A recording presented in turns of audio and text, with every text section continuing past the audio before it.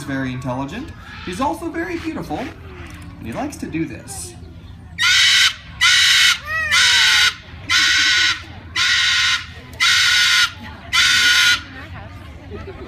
Pretty fun stuff, huh?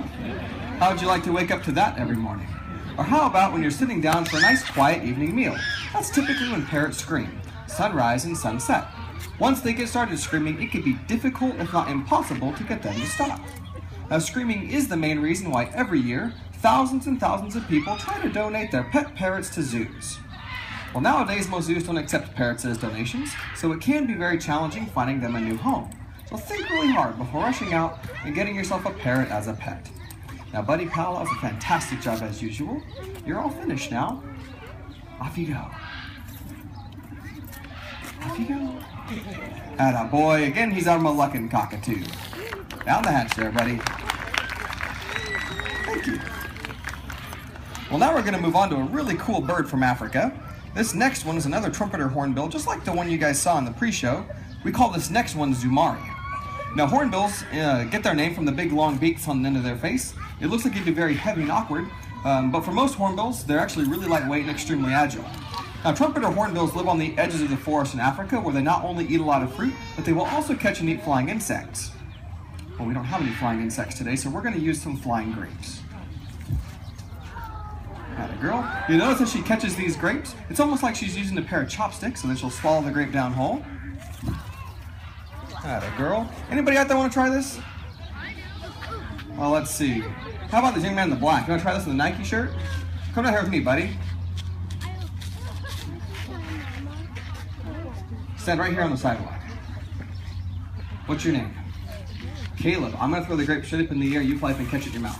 That's not going to work very well, is it? Hold that grape in your fingertips. When I say toss it straight up in the air. Okay, you ready? All right, go ahead, Caleb. That was a great toss. And a great catch anyway. All right, Zumari, big round of applause for Caleb. That was a great job, pal. Thanks for your help. All right, Zoomers, off you go. You can do it. This is always the most difficult part for her. All right, all the way. You can do it.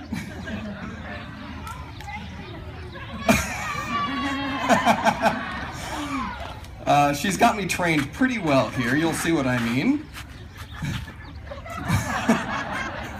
Again, she's one of our trumpeter hornbills. Thank you. Now, one of the things we always try and do here with our shows is clear up old myths and misconceptions about birds. And believe me, there are many of them. For example, how many of you have heard that if you touch a baby bird, the parents will come along, smell your scent on it, and then abandon the baby? Yeah, everyone's heard that. Well, that simply isn't true. Now, birds, for the most part, have a very poor sense of smell. There's really no way they could ever smell your scent on their babies. Most of you, anyway. Now, if you do happen to find a baby bird, the best thing you can do for it in most cases is just leave it alone. Usually, that bird's parents are somewhere where you can't see them, taking care of that young bird right where it is. Now, here in North America, we do have one type of bird, though, that has an excellent sense of smell. That's a turkey vulture. Turkey vultures can actually locate their food just by their sense of smell alone. Well, we don't have one. We can't show you a turkey vulture today, but we can show you the next best thing. A close cousin is the black vulture. We call ours Beetlejuice.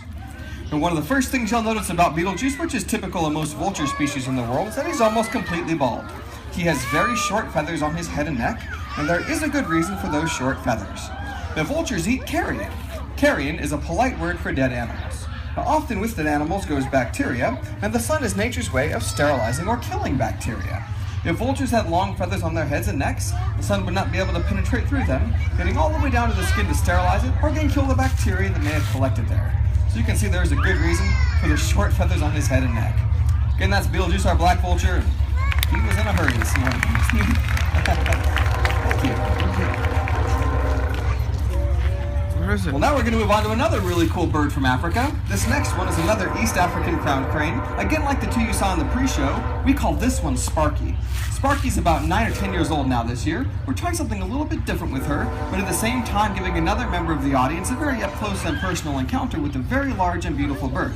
But I do need the help of one more volunteer. Again, somebody who's really brave. You'll have the chance to feed this one right out of your hands if you choose to.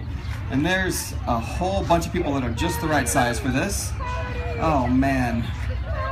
Let's see, actually, in the purple on your lap, does she really want to try this? She's actually the perfect size. Come all the way down here with me. She has to be able to do it all by herself though. Big stretch, there you go. Come all the way over here with me. Do you know you just volunteered for something? What's your name? Gabriella. Gabriella? Oh, you can talk really well. All right, over here with me, Gabriella. All the way over here. Sparky's gonna pop up over the fence in just a second, and if we're out there, she's not gonna do what she's supposed to. Gabriella, I didn't mention that Sparky pinches when she's out of your hand, so you have a choice. You can use your hands, or you can use this cup.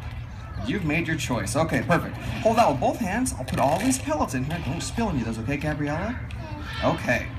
All right, Sparky, whenever you're ready. Again, Sparky's an East African crowned crane. These birds get their name from that golden crown of feathers on their head. That crown of feathers is very important to these birds. They do spend most of their day on the ground foraging for their food in the grasslands of Africa, and that crown of feathers greatly aids in camouflaging them as they do that. But Gabriella, everyone's going to get a nice close look, then it'll be our turn, okay? All right, don't step on people this time, Sparky. He hit me. There we go. All right, Gabriella, carefully all the way back out here with me. He hit me. Come over here. My head? Stand right here. All the way out here. You see Sparky over there? Yeah, she's gonna fly down here straight at us. It looks like she's gonna crash right into us, but she hardly ever does, okay?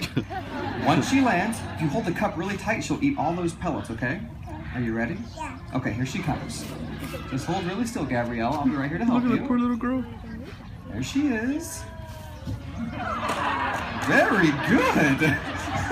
You ever been that close to a bird that size before? Oh, now she's speechless. Very beautiful, isn't she, Gabriella? Tell me, how long have you been a bird wanna go trainer do that? anyway? No. Oh, really? Well, you having fun? You did a great job. How old are you? You're 3 years old? That was great. Big round of applause for Gabriella. Yep, you can go sit down now. Thanks for your help. Oh, careful. And off you go there, Sparky. Now, before we go on to the next few birds in our show, there are some quick introductions I'd like to make. Obviously, there's a lot of hard work that goes into doing this show. Today, there are actually 4 very hardworking individuals back there running around, really making the bird show happen like it does. You've already met Jill Heckroth. Also behind the backdrop are Rhonda McMullen, Kayla Myers, and Greg Bash. Big round of applause for all 4 of them. Look at the hands. How did they all get in that one little tree anyway? And that bird that you saw a couple of times earlier in the show, well, we didn't give her a formal introduction. That was our environmentally conscious African white-necked raven. We call her Isabella, or Izzy for short. She's demonstrating one of the simplest things that we can all do to help keep our environments clean and save wildlife. She's picking up some litter and putting it where it belongs. Which, Izzy, that's all the way over there. Sometimes ravens are a little too smart for their own good. All the way up there, Izzy. Atta girl. Again, she's one of our white-necked ravens. Thank you. Now, directly following the show, you'll have the chance to meet Izzy's brother. His name is Alex. We're going to have Alex underneath the shade structure over there on your left-hand side, doing something very special. Over the last few years, Alex has helped us with a special project here at the zoo by collecting funds for different conservation programs. Over the course of the last 7 years, Alex has helped us raise over $100,000 for different projects and programs around the world, and he'll be at it again today. He'll be taking paper money from you as you walk by. If you feel so inclined and you'd like to donate, just visit Alex after the show, hand him your dollar bills, he does all the rest. Not only are your donations greatly needed, they're greatly appreciated as well. Now, we will stay out in the same area with a couple of other birds. We will be available to answer any questions you might have. It's also an excellent opportunity to take photographs if you'd like to at that time. Now, today you've had the opportunity to meet birds from all over the world. And next you have the chance to meet some of the most beautiful. Now, unfortunately, habitat destruction is a major concern today, and tropical rainforests in particular are under tremendous pressures. Now, we told you earlier in the show that tropical rainforests were home to almost half of all the different plant and animal species found on our planet. That does include these lesser sulfur-crested cockatoos from the tropical rainforest of Indonesia. A tropical rainforest are being destroyed at the rate of right around 50 acres a minute. That's an area about 2.5 times the size of our zoo that disappears every minute of every day. Now, along with that habitat destruction goes the extinction of as many as 10 species a day. Now, these are all species that we rely on for our own survival. You see, all living things are connected and dependent upon one another, including you and me. No one species can live here all by itself. Now, while there have been numerous conservation success stories, many animals still need our help, like blue and gold macaws and green-winged macaws, both from rainforests in South America. Now, while it's hard to imagine a world without beautiful creatures like these, with the ever-increasing human populations and the continued destruction of wild places, well, I'm afraid that's a very real threat. But it doesn't have to be all doom and gloom out there, as we've learned with the peregrine falcons, the bald eagles, and the American alligators. All these animals were once on the brink of extinction, and in recent years, they've all been removed from the endangered species list. Now, while conservation is still a challenge we'll all face in the future, it is a challenge we can easily meet by making some simple choices. Today, for example, as you're leaving the bird show, you'll pass a parking meter right over there on the left-hand side. Just by choosing to put 25 cents into that parking meter, you can protect up to 90 square feet of tropical rainforest. Rainforest that is home to the highly endangered hyacinth macaws, now found only in the rainforests of Brazil. We can conserve and recycle, we can shop wisely and support conservation programs such as the Chafee Zoo. But most importantly, we always have to remember that this earth is our only home, and it is one of our greatest gifts, and it's up to all of us to protect it for our future generations. Now, we would like to thank you all for seeing our show today. You've been a fantastic audience, and we do hope you'll come back and see us again soon.